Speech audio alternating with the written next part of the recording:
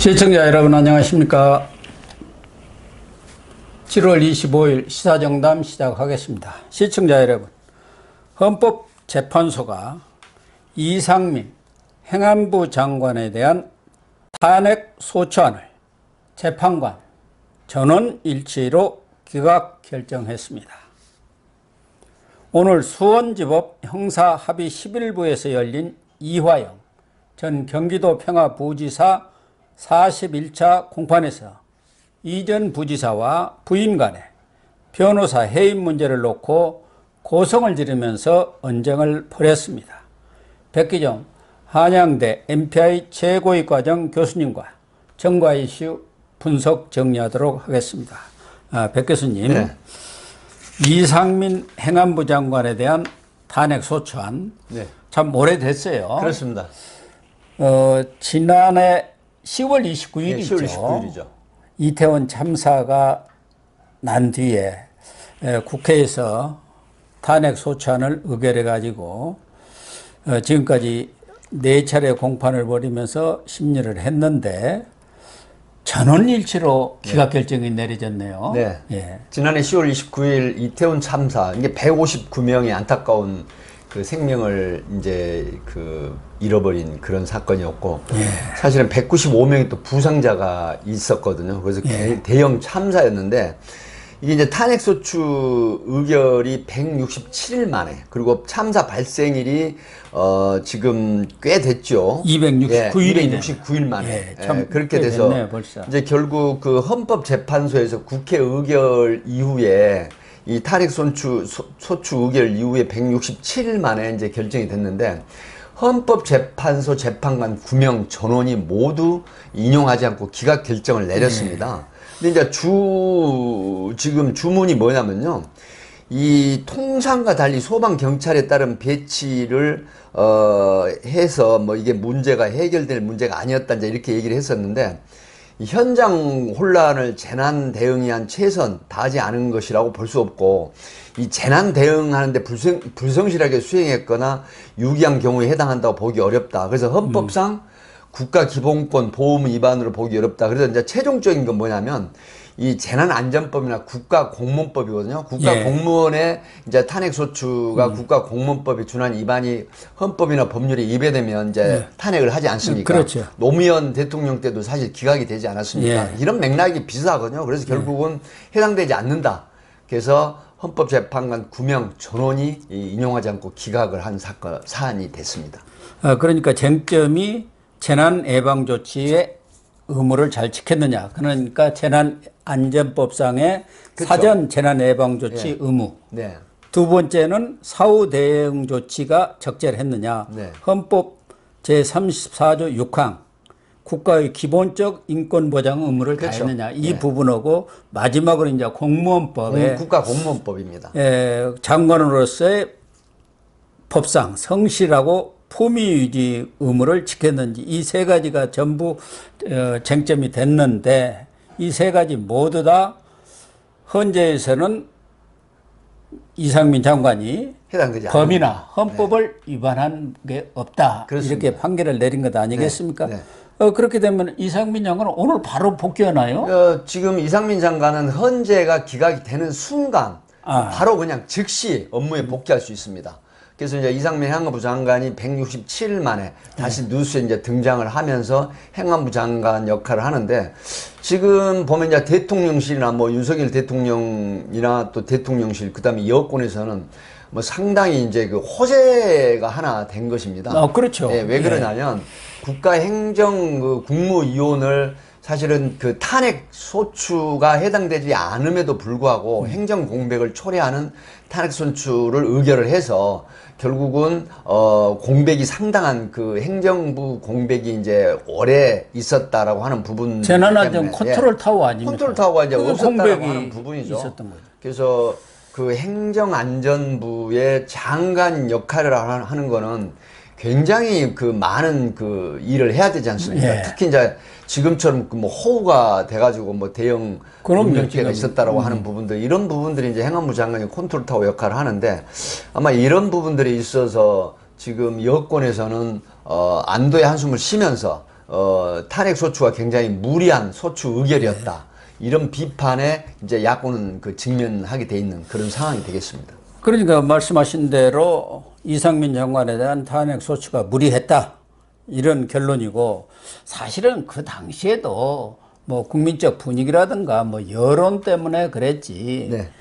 이상민 장관이 탄핵이 인용되리라고 생각한 사람은 별로 없었고, 그렇죠. 정치적인 탄핵으로 그렇죠. 몰아간 것 아니었습니까? 네네. 공격용으로. 예. 국민정서법이나 뭐 때법이라는 얘기도 있는데요.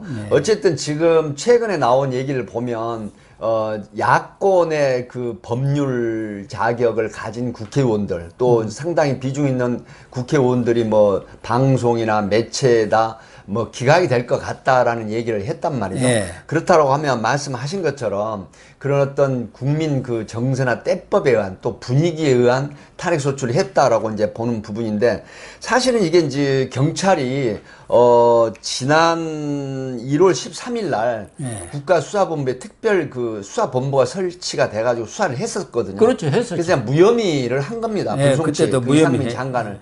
그래서 이번에 만약에 그 당시 수사에서 이상민 행안부 장관이 유죄가 만약에 있었다라고 하면 이렇게 그 구명 전원, 현재 재판관 전원이 아마 기억하진 않았을 겁니다. 어쨌든 이런 그 수사의 단초가 봐서 아무런 어떤 국가공무원법이나 재난안전법에 대한 그 위반 사실이 없다. 이런 게 많이 참조가 됐을 가능성이 있다. 이렇게 봅니다.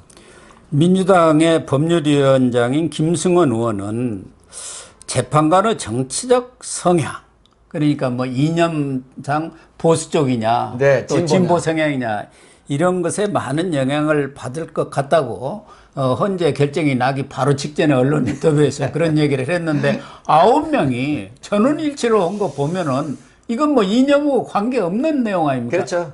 그동안은 헌재가 사실은 이 진보 쪽이 더 많았어요. 네, 많았습니다. 근데 얼마 전에 이석태 아마 물러났어요. 재판관이 물러나면서 네네. 지금 9명인데 5대4로 이렇게 바뀐 네, 것 같아요. 네. 진보가 4명, 네, 보수 중도 성향이 다섯 분. 5명. 네. 그런데 이건 뭐 그게 없었잖아요. 그렇기 때문에 이제 저는 그 수원 그 지역구를 갖고 있는 김승원 판사 출신입니다. 제가 그러니까. 개인적으로 좀 아는 분이 있는데요. 아마 이제 이건 어쨌든 지금 야권의 정치인이기 때문에 이렇게 얘기를 했을 수가 있긴 있습니다만은 이제 판사, 법조 경력 있는 또 현직 판사 출신이었기 때문에 아마 기각될 걸 다 이제 예상을 하고 있었습니다. 예. 어찌됐든 간에 진보가 4분의 현재 재판관, 5분의 이제 중도 보수 그 현재 재판관이 계셨는데, 지금 9분이 전원 이걸 기각을 했다고 하는 부분은 방금 말씀하신 것처럼 뭐 재난안전법이라든가 국가공무원법의 위반, 그러니까 뭐 성실 의무나 품위유지 의무 위반이나 책임을 뭐 다소 미흡한 부분이 있다 하더라도 행정안전부 장관으로서의 직무를 위배하거나 벗어난 일은 없었다. 이렇게 봤기 때문에 구명 전원 100% 기각이 된 것이죠. 다만 헌재에서도 이 법적으로 법이나 헌법을 위반한 것은 없었지만 이상민 장관의 그런 발언이 부적절한 발언에 부적절한 대해서는 것은 지적을 있었지만 그게 네. 탄핵의 사유까지는 그렇죠. 아니다. 네. 그러니까 이상민 장관이 그 참사가 나고 나서 경찰이나 소방 인력을 미리 배치했다고 해서 해결된 일은 문제는 아니었다. 또 특별히 우려할 만할 정도로 많은 인파가 모인 것은 아니었다. 이미 골든타임이 지났다. 제가 그 시각에 놀고 있었겠습니까? 뭐 이런 얘기들을 한 게 사실은 국민적 정서를 그렇습니다. 엄청나게 이렇게 뭐 좀 촉발을 시켰다 할까요?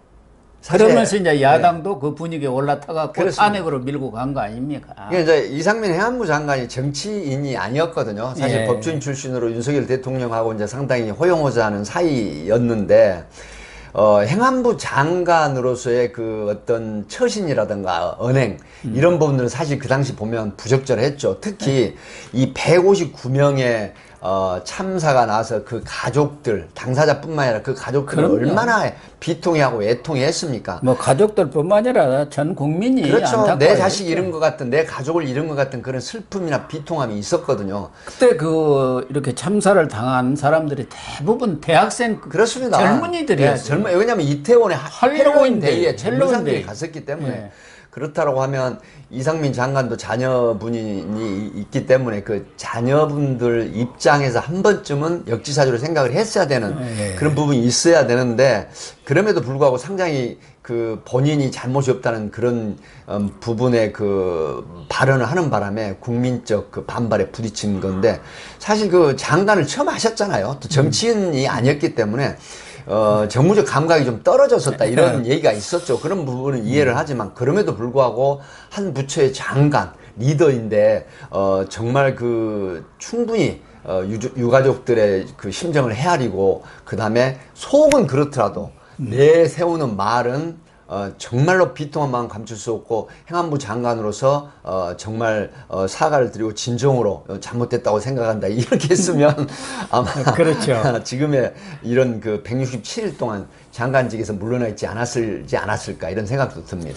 아무튼 행안부 장관이 공백을 가져오면서 장관이 없다 보면은 아무리 차관이 직무대행을 한다고 하더라도 그게 그렇게 힘이 받쳐지지 않지 않습니까?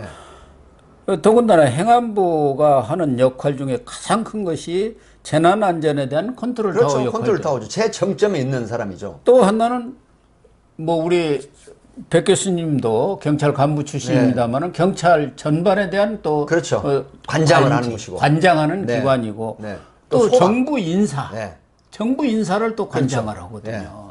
그런 역할들이 아무래도 지금 벌써 167일 동안에 공백이 있었다는 건 한 5달 이상의 아주 지금 새 정부 들어서 중요한 시점에 그런 공백을 가져왔고 이것이 어떻게 보면은 뭐 본인의 언행에 조금 부적절한 점은 있었지만 야당에서도 지나치게 무리하게 이렇게 탄핵안까지 갈 사안은 아니었는데 그렇게 함으로 인해서 국정 운영에 좀 차질을 빚은 것은 사실 아니겠습니까? 있었죠. 그러니까 지금 국방부 장관 같은 경우는 이제 그 지금 60만 군인이 아니고 뭐 50만에서 지금 떨어졌는데 저출산 때문에 그 소위 말하면 외세에 대한 그런 침략을 막는 역할을 하는 것이고 외교부 장관은 이제 외교 역할 뭐 그 세계적인 글로벌한 이런 일을 하는데 사실 행안부 장관은 이 국가의 지탱의 근간이라고 볼 수 있거든요. 국내 모든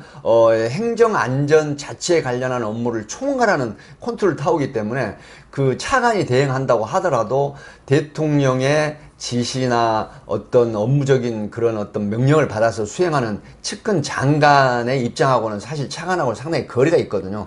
그런 부분에서 이 소위 말하면 국가 재난의 컨트롤 타워인 그런 어떤 역할에 있어서 빈틈이 생겼는데 야권이 그 당시에 뭐 국민정서나 때법에 의한 그 소추 물론 굉장히 격앙돼 있었죠. 많은 국민들이. 그럼에도 불구하고 어찌됐든 지금의 야권도 국가를 운영을 했고 정권을 잡았을 때 뭐 반대 입장이었지 않습니까? 그런 측면에서는 탄핵까지는 너무 지나치지 않았나 하는 부분인데 아마 지금 오늘 이후로 상당히 그 지나친 탄핵 소추 의결이었다고 하는 비판이 제기될 가능성이 높다 이렇게 봅니다. 민주당한테는 물론 뭐 역풍이 불 수밖에 없는 것이고 다만 이상민 장관에 대해서도 뭐 법이라든가 헌법 위반 이런 차원을 떠나서도 이렇게 엄청난 참사가 났을 때 과거 전례로 보면은 거기 최고 책임자가 자진해서 그 책임을 지고 물러나는 것이 지금까지 어떤 관례였고 또 국민들의 어떤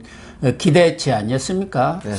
그런 부분은 좀 아쉬움은 있습니다만 지금 이렇게 또 헌재가 전원일치로 기각 결정을 내렸습니다만은 지금 민주당으로서는 기각이 되더라도 책임은 끝까지 추궁하겠다. 그런 입장을 지금 견지하고 있고 또 하나는 이태원 참사. 이태원 참사. 특별법을 또 지금 패스트트랙에 올려놔서 6개월 후면은 그렇습니다.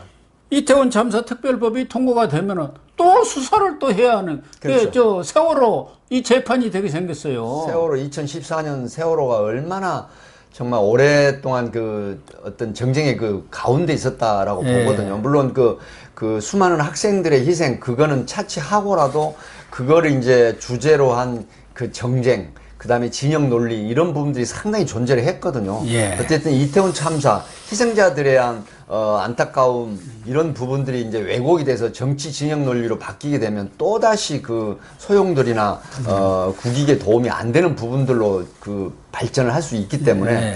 이런 부분들에 대해서는 뭔가 그 정치인들, 국회의원들이 한 번쯤 재고해 봐야 되지 않나. 그래서 이 이태원 참사 특별법이 만약에 이제 통과될 가능성이 있거든요. 예. 근데 그럼에도 불구하고 지나친 그런 확대 해석에 의한 이 어떤 그 법적인 그런 문제는 좀 지양이 되지 해야 되지 않을까 싶습니다. 그렇습니다. 불행한 사건임에는 틀림없고 또 그 유족들의 정말 씻을 수도 없는 상처를 그렇습니다. 준 건 평생 뭐 사실 한이 되는 아니겠습니까? 거죠. 그래서 그분들에 대해서 충분한 보상이랄까 또 명예회복 네. 뭐 이런 조치들은 당연히 당연히 국가가 해야 해야 할 되죠. 일이고 그러나 이 문제를 과거 세월호처럼 정치 쟁점화. 정치 쟁점화해갖고 네. 뭐 8차례인가 9차례 뭐 수사를 하고 했습니다만은 엄청난 뭐 비용과 인력이 투입된 것에 비해서는 결과는 거의 없었지 않습니까? 그래서 이 부분도 정쟁의 대상으로 끌고 와서는 안 된다. 그럼요. 비극을 희생자들을 위한 조치, 그다음에 그 제도적 보완이라든가 시스템 개선 이런 부분들이 치중을 해가지고 정말 추모하고 희생자들에 대한 제대로 된 그런 어떤 그 보상, 이런 추모, 이런 그 법의 테두리가 돼야 된다 이런 생각을 하는 것이죠. 예 그렇게 해 주시기를 네. 기대를 하겠습니다.